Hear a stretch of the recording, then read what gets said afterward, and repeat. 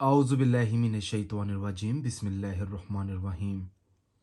अस्सलामु अलैकुम मेरे प्यारे भाई और बहनों, उम्मीद करता हूँ कि आप सब लोग खैरियत से होंगे। आज मैं इस वीडियो में आपको एक कुरानी अमल बताऊँगा, सूरत नूर का आयत नंबर 40 सूरत नूर। अगर आपकी बीवी आपसे जुदा होने वाली है या हो चुकी है, या आपको छोड़कर अपने मैके चली गई है, अगर वो वापस नहीं आना चाहती या आपसे तलाक लेना चाहती है और आप उसे तलाक देना नहीं चाहते, तो उस शख्स को चाहिए फजर की नमाज अदा करने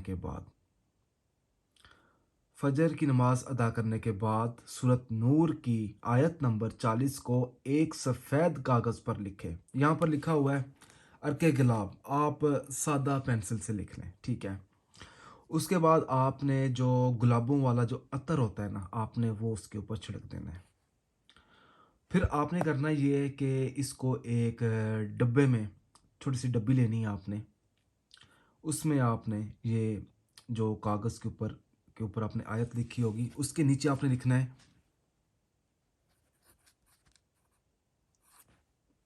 फलां बिन फलां, आपका नाम,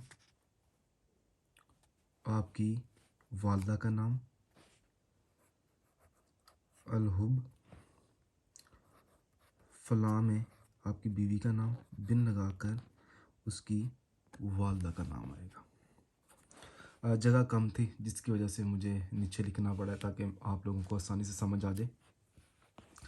कागज़ लेना है, कागज़ के नीचे आपने फ़लाँ बिन फ़लाँ अलहुब फ़लाँ बिन फ़लाँ, पहले फ़लाँ में आपने अपना नाम, अपनी वालदा का नाम, अलहुब लगाकर अपनी बीवी का नाम, फिर उसकी वालदा का नाम।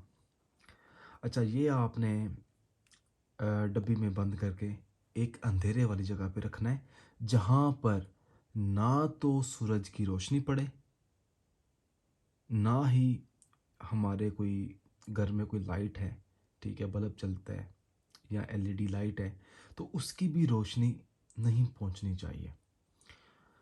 तो बात आ जाती है कि अगर हम ये सारा अमल करते हैं, उसके बाद कितने दिन तक हम इस आयत को उस डब्बी में रखेंगे। देखें, 41 दिन तक पड़ी रहने दें वहाँ पे। इंशाल्लाह ताला इस अमल की मदद से सूरत नूर की आयत नंबर 40 की बरकत से आपकी बीवी 41 दिनों के अंदर अंदर वापस आ जाएगी और आपसे कभी भी तलाक का नाम नहीं लेगी, कोई लड़ाई झगड़ा नहीं होगा। तो इंशाल्लाह ताला आप ये अमल करें और कोशिश करें इसको ज़मीन पे नहीं रखना, अलमारी में रख लें या किसी कपड़े में लपेट कर डब्बी को रख लें। बेहरुमती नहीं कीजिएगा। ये नहीं है कि आपने बेड के नीचे रखी हुई है, ये काम नहीं करना आपने। उम्मीद करता हूँ कि आपको ये अमल पसंद आया होगा। अगर अमल पसंद आया है तो इस वीडियो को ज़रूरतमंद लोगों तक ज़रूर पहुँचाएँ। जज़ाकल्लाह जी।